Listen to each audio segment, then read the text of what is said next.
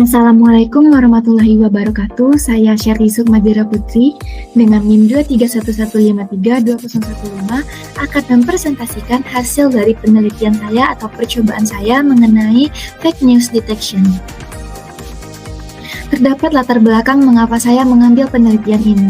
Berdasarkan data dari Kementerian Komunikasi dan Digital atau Komdigi, sebanyak 1.923 konten hoaks berhasil diidentifikasi sepanjang tahun 2024.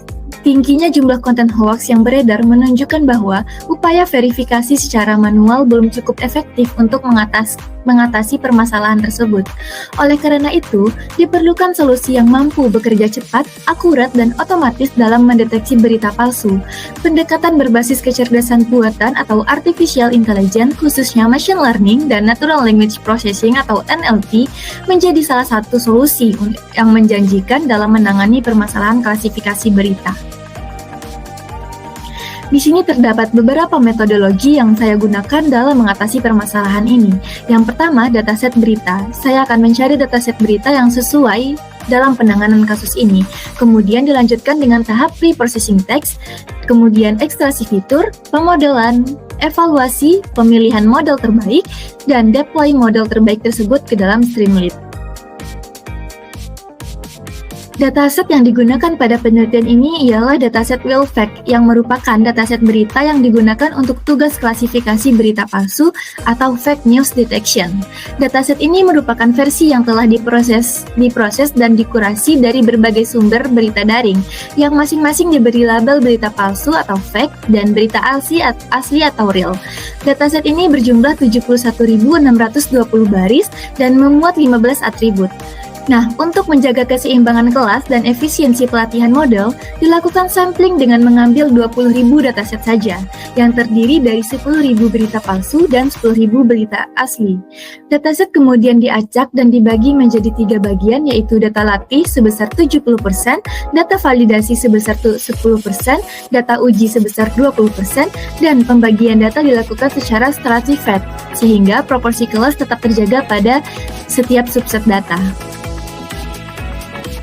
Di sini sebelum melakukan tahap pre-processing dan sebagainya, saya melakukan EDA atau explanatory terlebih dahulu agar saya memahami apa saja sih isi dataset tersebut. Nah, di sini kita melihat ada class distribution atau fake versi real news detection, di mana datanya hampir seimbang, hampir balance. Data fake real news detection yang bernilai 1 dan data real news detection bernilai 0.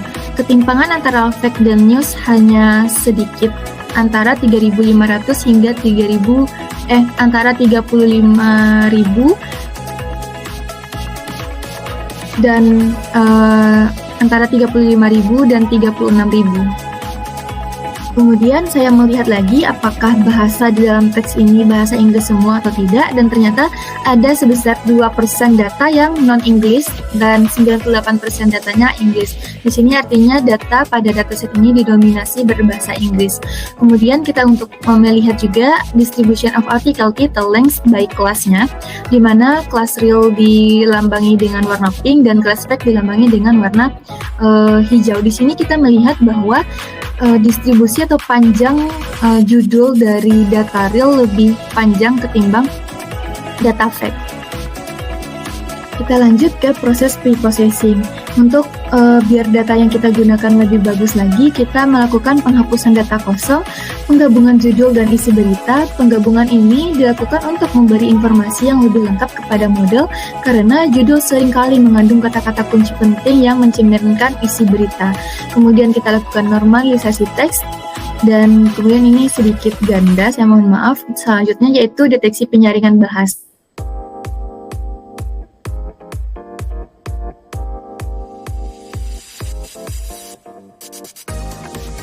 Manakah model yang terbaik nantinya? Yang pertama di sini ada TF-IDF dengan SVM, penggabungan TF-IDF dan SVM, di mana TF-IDF ini yaitu salah satu metode ekstraksi fitur teks dan support vector machine learning sebagai algoritma klasifikasinya. Jadi kedua bagian ini merupakan bagian yang serasi dan digabungkan dalam satu pipeline. Kemudian yang kedua ada model Bidirectional Encoder Representation from Transformer atau bisa kita sebut sebagai BERT. BERT ini ialah model deep learning berbasis transformer yang dirancang untuk memahami konteks bahasa secara dua arah atau secara keseluruhan begitu, dari depan ke belakang dan belakang ke depan. Nah, di sini kita melakukan analisis setelah model itu dirancang, ternyata kita menemukan beberapa hal.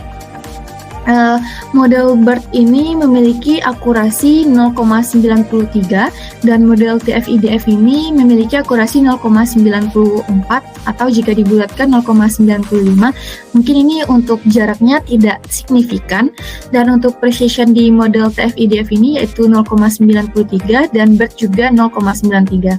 Sedangkan untuk recall-nya yaitu 0,95 dan BERT 0,93, dan F1 score-nya untuk TF-IDF itu 0,94 sedangkan BERT 0,93. Nah, berdasarkan hasil evaluasi performa yang telah dilakukan ini, ternyata model support version vector classifier atau SVC dengan fitur TF-IDF menunjukkan kinerja terbaik dibanding dengan model BERT, walaupun dengan selisih yang dekat. Nah, model SVC dengan TF-IDF ini memperoleh akurasi sebesar 94,85%, dengan F1 skor 94,90 dan recall-nya 0,90 dan recall-nya 95,90% yang lebih tinggi dibandingkan dengan model BERT itu sendiri. Kemudian kita melakukan implementasi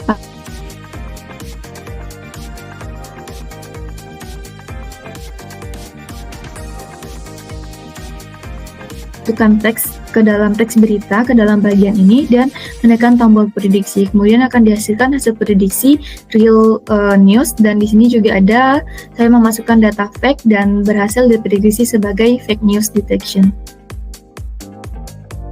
Nah, untuk demo aplikasinya sendiri kita akan mencobakan memasukkan teks berikut dan dilakukan prediksi. Dan didapatkan bahwa tes ini ialah hasilnya ialah fake news detection. Nah, dapat disimpulkan bahwa hasil evaluasi menunjukkan bahwa model SVC berbasis TF-IDF memberikan performa yang sangat baik dengan nilai akurasi, precision, recall, dan F1 score yang tinggi. Sehingga model ini dipilih sebagai model terbaik dan diimplementasikan ke dalam aplikasi Streamlit. Integrasi model ke dalam aplikasi dilakukan menggunakan konsep pipeline yang memungkinkan sistem menerima input teks mentah dan menghasilkan prediksi secara langsung tanpa perlu proses manual tambahan.